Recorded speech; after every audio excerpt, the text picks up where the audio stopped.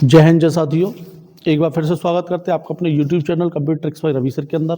मैं हूं आपका दोस्त, आपका साथी रवि कुमार शर्मा। जैसा कि हमने लास्ट वीडियो में आपको एक्सेल के इंट्रोडक्शन के बारे में बात करता, आज हम एक्सेल की होम टैब के बारे में बात करते हैं। तो आइए देखते हैं। देखिए साथियों, आज हम बात करते हैं एक्सेल की होम टैब के बारे में। एक्सेल की होम टैब में जैसे हमारे पास यहाँ पे कुछ ये जो डाटा है, हमने यहाँ कोई अपनी वर्कशीट में एक डाटा बना रखा है, इस पे हम बात करते हैं। आज सबसे पहले होम टैब एक फाइल मेन्यू जो है आपका, इस पे चलते हैं। फाइल मेन्यू पे आप चलेंगे तो फाइल मेन्यू में सबसे पहले होम की होती है, जो होम पे है आपका नई विंडो ओपन करनी है। हमें यहाँ से जो न्यू फाइल ओपन करने के लिए ओपन पहले से सेव की फाइल ओपन करनी है। इन्फॉर्मेशन सेव एज, ये हम जो लास्ट वीडियो में आपको कंप्लीट करा चुके हैं। तो एक बार मैं फिर से एक बार इसको बताता हूँ। जैसे कि सेव है, अपनी फाइल को सुरक्षित करना है।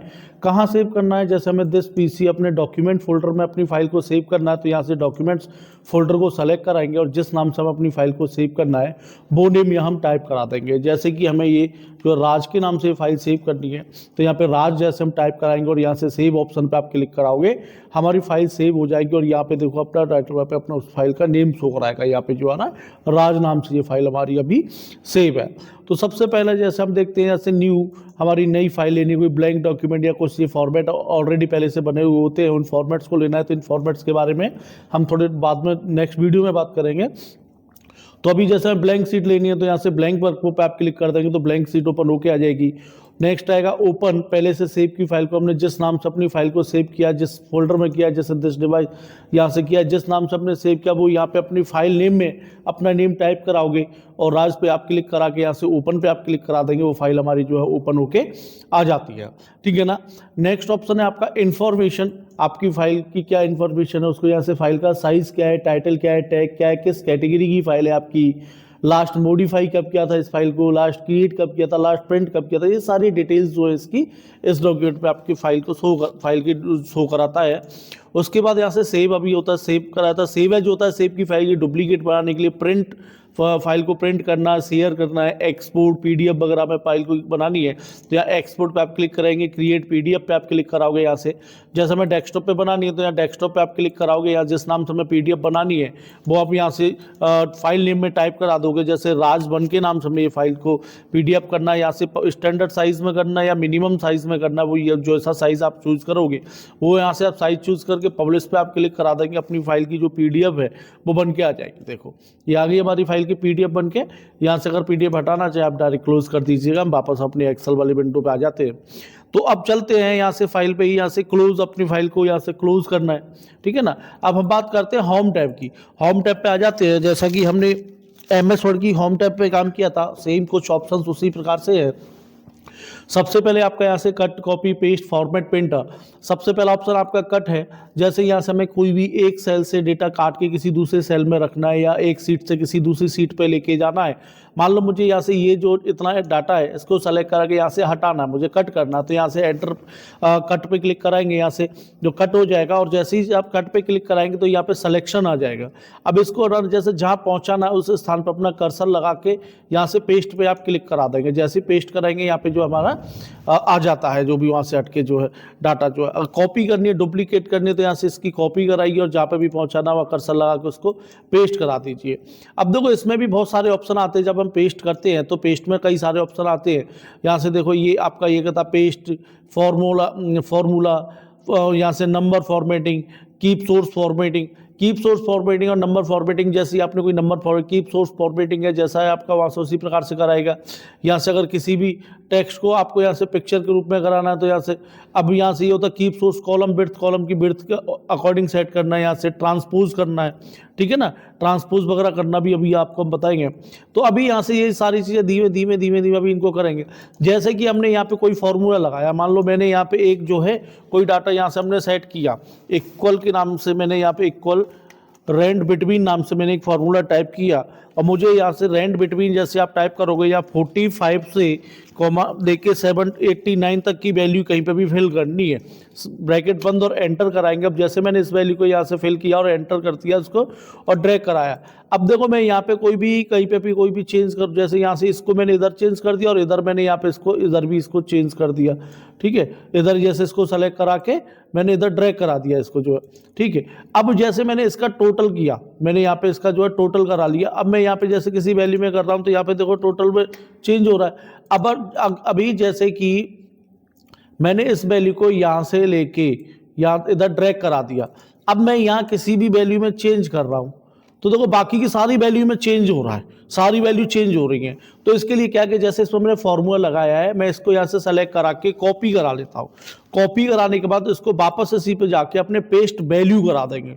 यहाँ से जो है इस पे जो ऑप्शन आता है पेस्ट वैल्यू, हमें वैल्यू के रूप में पेस्ट करना है, ना कि फॉर्मूला नहीं आना चाहिए। खाली हमें वैल्यू को कॉपी करना है, किसी फॉर्मूले को कॉपी नहीं करना। अगर कहीं किसी भी रो में कॉलम में कहीं कोई फॉर्मूला लग रहा है, हमें फॉर्मूले को कॉपी नहीं करना, खाली हमें वैल्यू को कॉपी करना। उसको कॉपी करा के और जैसे हम पेस्ट पे आप क्लिक कराओगे, यहाँ से हम पेस्ट पे क्लिक कर देंगे तो हमारी जो वैल्यू आ जाएगी और जो हमारे इस पे फॉर्मूला लगा था वो फॉर्मूला हट जाएगा। देखो हट गया, अब कहीं कोई फॉर्मूला शो नहीं कर रहा। आप कोई भी टेक्स्ट वगैरह टाइप करेंगे तो किसी में कोई भी चेंजिंग ऐसा भी नहीं होगा, ठीक है ना। धीमे धीमे जो इनकी ऐसे ही धीमे धीमे आगे सारे बहुत सारे ऑप्शंस जो है इनकी, जो सारे ऑप्शंस को हम क्लियर कराएंगे, ये सारे ऑप्शंस का आगे आगे धीमे क्लियर कराएंगे। जैसे किसी को लिंक इसको जैसे यहाँ क्लिक करेंगे, हमें लिंक के रूप में करना है तो कोई लिंक के रूप में आप पेस्ट कर दोगे और लिंक बन के आ जाएगा। अगर आपको कोई लिंक आपने बना रखी है उसको पेस्ट करना है, या आपने यहाँ से कोई फॉर्मेटिंग वगैरह को करना है, या किसी पिक्चर के रूप में किसी टेक्स्ट को पेस्ट करना है तो वहाँ पिक्चर के रूप में आ जाएगा। देखो इस तरीके से जो पिक्चर के रूप में भी डेटा को पेस्ट हम कर सकते हैं, ठीक है ना। तो यहाँ से इसको जैसे हटाना है इसको हटा देंगे। तो धीमे धीमे ये ऑप्शंस जो है सभी के आगे जो नेक्स्ट वीडियो में इनको सारे स्पेशली हम इस एरिया पे एक वीडियो पब्लिश करेंगे जिसमें कंप्लीट करेंगे इसको जो है। उसके बाद आपका जो एक्स्ट्रा आता है फॉर्मेट पेंटर। फॉर्मेट पेंटर का आप MS वर्ड में भी बता चुके हो, किसी फॉर्मेटिंग की कॉपी करने के लिए। जैसे ही आपने किसी टेक्स्ट में कोई फॉर्मेटिंग कर रखी है, जैसे अपने फॉन्ट कलर दे रखा है, बोल्ड कर रखा है, इसको इटैलिक भी कर रखा है, सेम डिट्टो फॉर्मेटिंग हमें किसी अदर टेक्स्ट में भी देनी है तो यहाँ से इसको सेलेक्ट कर, चाहे किसी एक को सेलेक्ट कर लो। यहाँ से फॉर्मेट पेंटर पे आप क्लिक कराओगे और यहाँ से जैसे डाल देंगे। अब देखो जैसे अगर इस पर हम डबल क्लिक कराएंगे तो ये फॉर्मेट पेंटर के साथ जो इंसर्शन पॉइंट के साथ सेट हो जाता है। जब तक आप इसको पेस्ट करोगे तब तक यहाँ पे चलता है, उसकी अप्लाई होती रहेगी फॉर्मेटिंग पे। और फॉर्मेटिंग हमें सारी फॉर्मेटिंग हटानी है तो इसको जो सेलेक्ट करा के हम यहाँ से जाओगे, जैसे इसको हमने सेलेक्ट करा लिया और यहाँ से फॉर्मेट ऑप्शन आता है कि यहाँ से फॉर्मेट, और एक होता है क्लियर फॉर्मेट के साइड से। क्लियर ऑप्शन पे आप जाओगे और क्लियर ऑप्शन पे जाने के बाद यहाँ से आप जो है क्लियर फॉर्मेट पे आप क्लिक करा देंगे। इस पे क्लिक करा देंगे क्लियर फॉर्मेट पे जो है, यहाँ से जैसे आप क्लियर ऑल फॉर्मेटिंग के आप क्लिक कराओगे। अगर हमें जैसे कि हमें माउस से काम नहीं करना, हमें कीबोर्ड से काम करना है तो आप जैसे कीबोर्ड पे तो या कीबोर्ड से शॉर्टकट की जो है एक F10 की प्रेस कराओगे। जैसे F10 प्रेस किया तो यहाँ से सारे इसके जो शॉर्टकट ओपन होकर आ जाते हैं। जैसे हमें फाइल होम टैब पे फाइल पे काम करना है, होम टैब का एरिया H बोल रहा है तो H दबा देंगे। अब जैसे ये क्लियर के लिए E बोल रहा है, हमने यहाँ से E प्रेस करा दिया। और क्लियर ऑल सारी कोई फॉर्मेटिंग, अगर क्लियर ऑल पूरा डाटा सब कुछ डिलीट करना है तो यहाँ से क्लियर ऑल का क्लिक कराएंगे। और क्लियर फॉर्मेट को हटाना है तो क्लियर फॉर्मेट्स नाम से जो ऑप्शन है उस पर हमें क्लिक करना है, या फिर तो उस पर क्लिक कर दो या इसके सामने जो ऐप लिखा है उस पर दबा दो। सारी फॉर्मेटिंग हमारी देखो यहाँ से जो है हट जाती है। अपनी जो भी आपने फॉर्मेटिंग दी थी वो सारी फॉर्मेटिंग यहाँ से हट जाएगी, ठीक है ना। अभी जैसे हमने यहाँ से इसका कोई भी चेंजिंग करना है, इसमें कुछ भी, जैसे इसका फॉन्ट चेंज करना है, यहाँ से कौन सा फॉन्ट चेंज करना है वो यहाँ से आप फॉन्ट चेंज कर सकते हो। जैसे हमें टाइम न्यू रोमन्स करना है तो हमने इसको टाइम न्यू रोमन फॉन्ट में कन्वर्ट कर देंगे। साइज चेंज करना है, कितना छोटा कितना बड़ा साइज हमें यहाँ से करना, जो भी फॉन्ट का साइज छोटा बड़ा जैसा भी हमें फॉन्ट का साइज चेंज करना है उसी प्रकार से हम यहाँ से फॉन्ट का साइज भी चूज कर सकते हैं। नेक्स्ट ऑप्शन आएगा आपका इंक्रीज फॉन्ट साइज, फॉन्ट का साइज बढ़ाना है। डिक्रीज फॉन्ट का साइज छोटा करना है। जिस प्रकार से आप जितने एरिया को सेलेक्ट करेंगे सिर्फ उतने एरिया में ही ये सारी चेंजिंग होंगी।